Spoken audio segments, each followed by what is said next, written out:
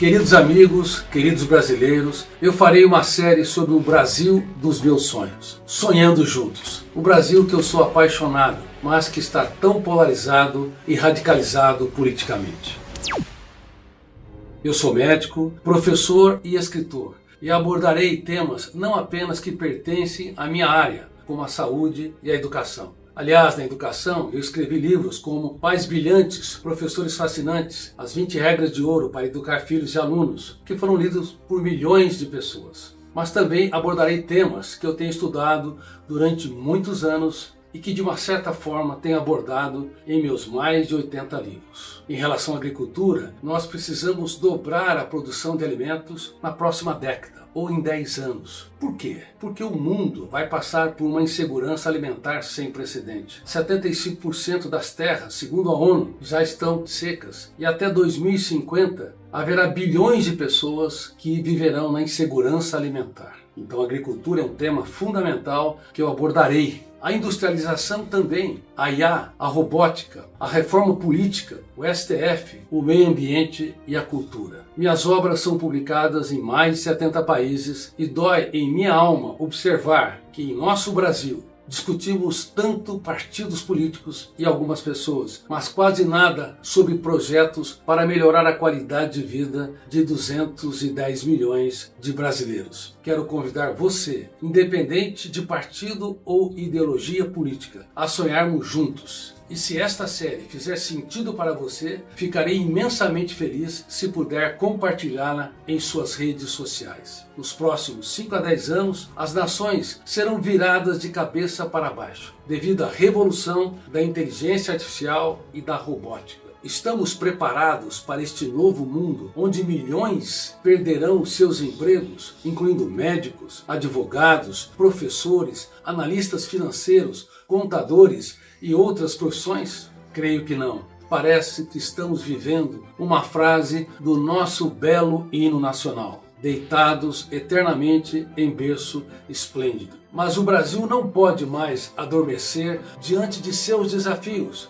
Precisamos acordar. O primeiro episódio: uma revolução na educação. A educação é uma área fundamental para o futuro do Brasil e antes de abordá-la, permita-me fazer um breve comentário sobre a minha história. Eu sou aluno de escola pública. Papai e mamãe eram muito pobres. Dormíamos em 8, num pequeno quarto. Papai, mamãe e 6 filhos. Estudei no ensino infantil, médio e universidade em escolas públicas. E por sonhar muito e lutar pelos meus sonhos e vencer muitas adversidades, me tornei o psiquiatra mais lido do mundo na atualidade, publicado em mais de 70 países. Todos podemos sonhar e há lugares inimagináveis. Sem sonhos, a nossa história é um livro sem letras, uma existência sem aventuras, uma vida sem propósito. Vamos falar sobre a educação básica. Para mim, os professores são os profissionais mais importantes do teatro social. Sem eles, nossos céus sociais não teriam estrelas. Nossos professores têm sido cozinheiros do conhecimento que preparam o alimento para uma plateia que não tem apetite. Pelo menos a sua maioria. Por que os jovens estão perdendo o prazer de aprender? Porque estão desesperançados, intoxicados digitalmente, ansiosos, com baixa capacidade de sonhar e lutar pelo que creem. Essa é uma questão muito séria. Uma existência precisa ser irrigada com projetos que controlam a nossa história e nos motivam. Há uma explosão, infelizmente, de afastamento de professores por doenças emocionais. Por exemplo, em 2023, eram 112 afastamentos por dia, um dado super preocupante. Os queridos professores e professoras precisam ser valorizados e qualificados para aprenderem a usar novas tecnologias de aprendizado. Por exemplo, para não ser apenas expositores de informações, mas também provocadores da arte de questionar e desafiadores da arte de pensar, para que os seus alunos se tornem pensadores e não repetidores de dados. Quantos professores provocam a arte de perguntar, isso estimula a emocionalidade e a concentração. Quando os professores também desafiam a arte de pensar, no teatro da sala de aula, os alunos deixam de ser espectadores passivos e se tornam participantes. Eles são motivados, eles se tornam também co-cozinheiros do conhecimento junto com seus mestres. Outro lado preocupante é que os jovens estão cada vez mais se tornando mendigos emocionais. Essa é uma tese muito séria que eu tenho abordado em muitos países. Infelizmente tem sido quase que uma voz solitária abordando sobre esse tema. Precisamos de muitos estímulos hoje, na atualidade, para ter migalhas de prazer. Isso é gravíssimo. Eles precisam desenvolver autonomia e capacidade de fazer da vida, apesar de todas as adversidades, um espetáculo diante dos seus próprios olhos.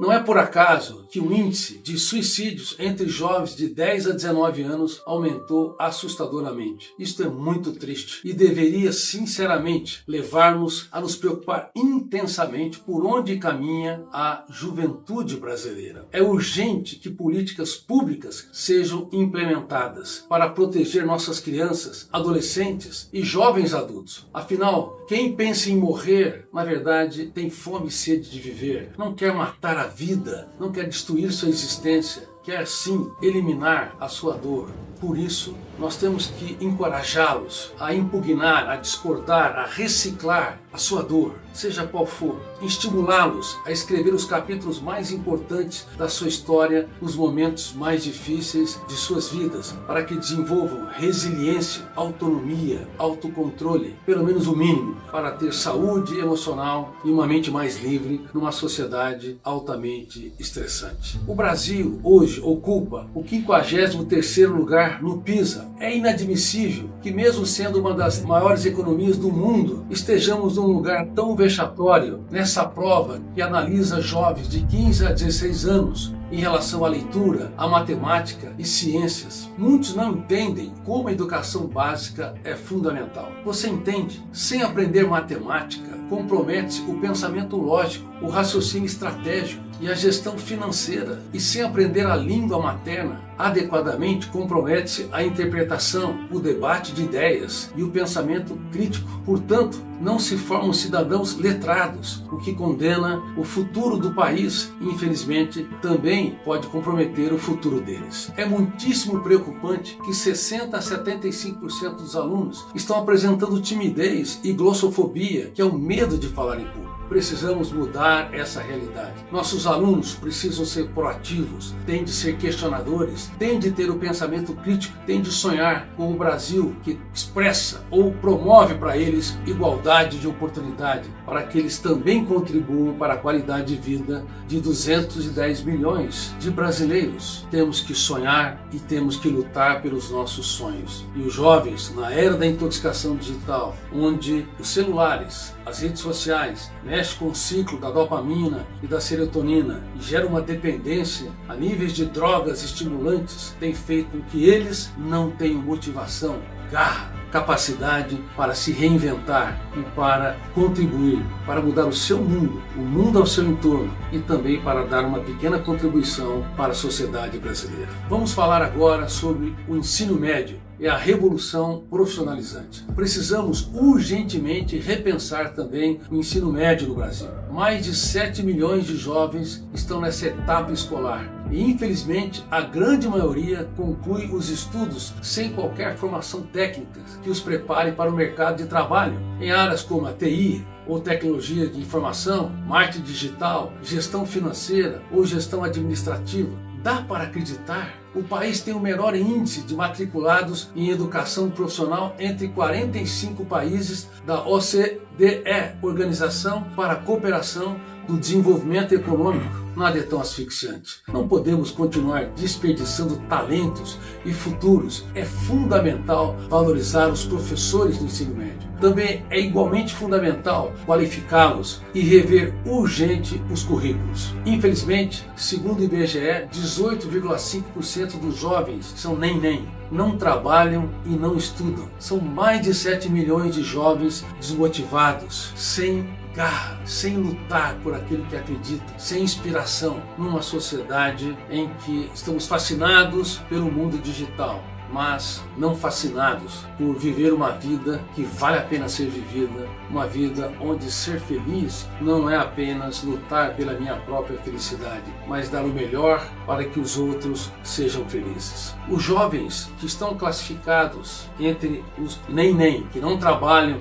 e não estudam, deveriam tirar o nosso sono. Deveriam nos perturbar, porque são os filhos da sociedade brasileira. Temos que pensar neles, temos que pensar que país que nós queremos para esses filhos e para esses alunos. Essa preocupação por onde caminham os jovens, reitero, deve nos encorajar a falarmos muito mais de projetos e um pouco menos de partidos e ideologias. Por exemplo, na China, são cerca de 20% dos jovens que estão desesperançados. Se formaram, se aprimoraram, mas não têm oportunidades para desempenhar adequadamente o seu trabalho, as suas atividades. No Japão, mais de 1 milhão de pessoas se isolaram em suas casas, não saem para ir em academia, para ir a restaurantes, para visitar suas famílias ou festas. Ficam enclausurados em seus quartos, vivendo num mundo digital, com artificialismos, onde o sucesso e a felicidade é propagada de maneira irreal. Porque o verdadeiro sucesso, a verdadeira felicidade tem dor, tem estresse, tem desafios, tem de ter resiliência para nos reinventarmos e darmos tantas chances quanto necessárias para nós mesmos. O verdadeiro sucesso não é aquele que é heróico, como se fosse um cogumelo que cresce do dia para a noite. O sucesso é aprender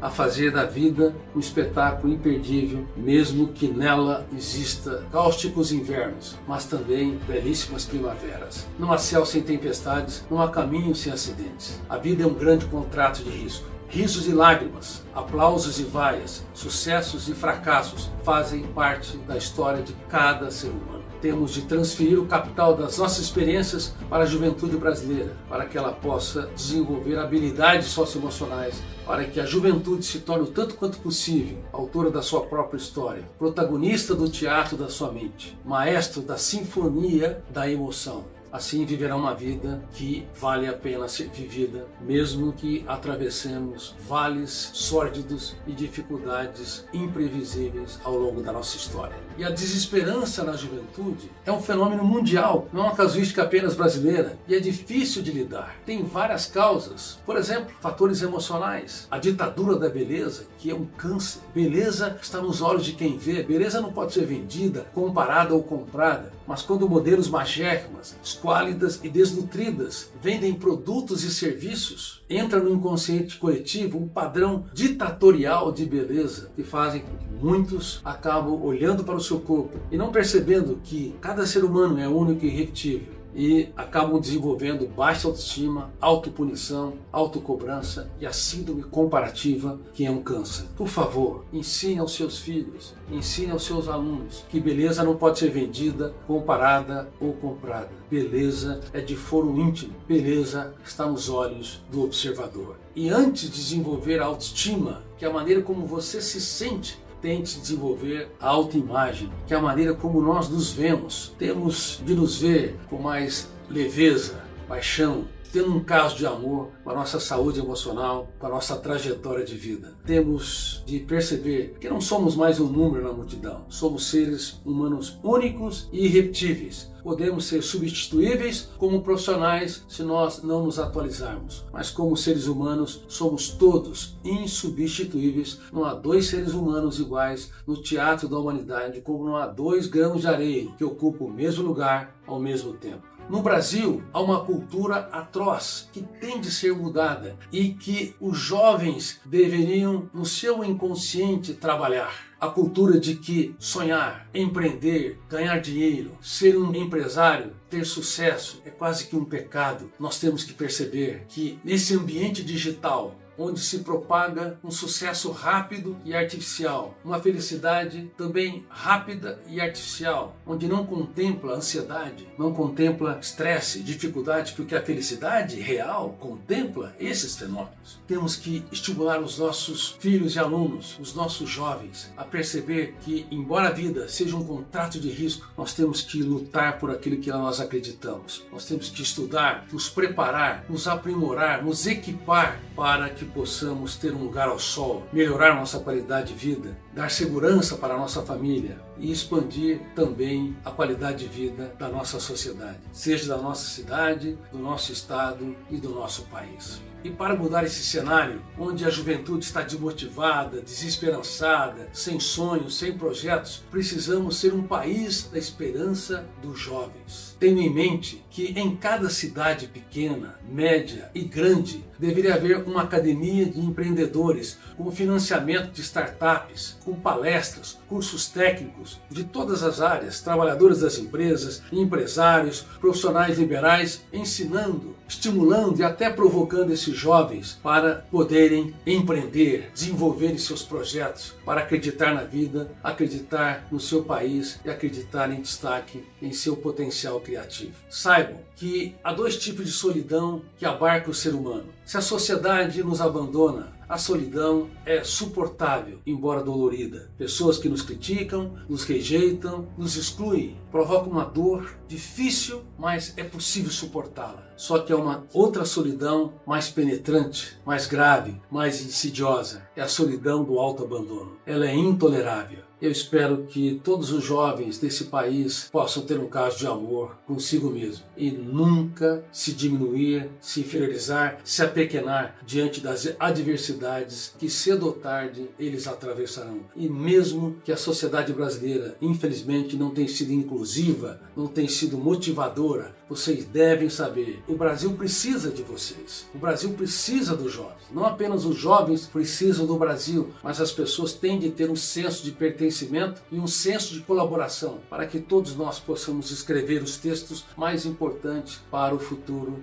desta belíssima nação que está tão fragmentada. O futuro da nação e o futuro da humanidade estão dramaticamente comprometidos, mas nós podemos, sim, com paixão, reescrever a nossa história. Vamos falar agora sobre as universidades. Precisamos expandir o número de mestres e doutores, revolucionar as pesquisas e desenvolver produtos. As universidades públicas e particulares, nas áreas exatas, não deveriam ser apenas centros de ensino, mas centros de pesquisas, produção de conhecimento, desenvolvimento de produtos e de startups. Deveria jorrar investimentos da iniciativa privada em milhares de projetos dos pesquisadores, tornando as universidades uma fonte excelente de patentes e propriedades intelectuais. Precisamos de lei de incentivo à pesquisa e de formação de empresas de tecnologias. Precisamos de muitos pesquisadores para que tenhamos alguns vales do silício nesta nação continental. Mas é inacreditável.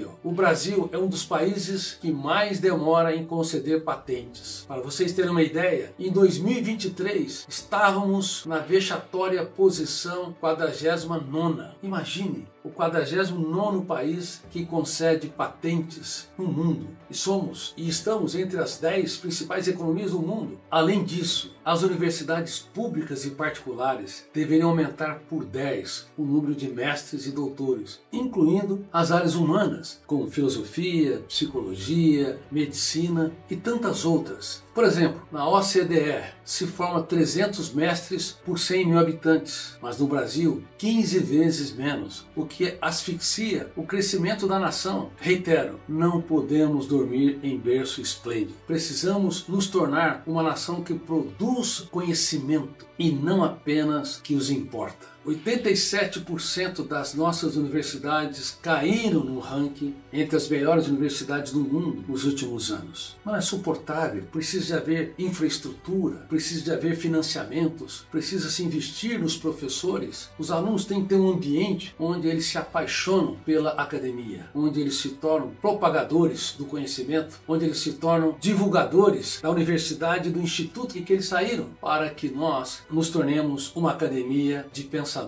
e não apenas uma academia de alunos que recebam seus diplomas. E as universidades também têm de se atualizar. Para vocês terem uma ideia, nós temos mais estudantes de direitos do que todos os países do mundo. Dá para acreditar nisso? Deveríamos ter mais engenheiros, deveríamos ter cursos que contemplem a inteligência artificial, contemplem a robótica, o marketing digital. Deveríamos ter cursos que contemplem tecnologias para aumentar a produtividade nas empresas, não apenas na indústria, indústria, mas na área de serviços, nós deveríamos ter uma academia que esteja em sintonia com o desenvolvimento do país. Elas são muito importantes. As públicas em destaque, mas também as particulares, para que possamos ter um Brasil que todos nós brasileiros sonhamos. Esse, portanto, é o primeiro episódio da série. Vamos sonhar juntos, porque nós podemos fazer muito mais do que nós imaginamos, se nós dermos o melhor de nós para a nossa sociedade, para o nosso país. Portanto, eu os convido a entrar nesse sonho e, se fizer sentido para você, por favor, divulgue mais uma vez essas ideias. Um forte abraço de Augusto Cury.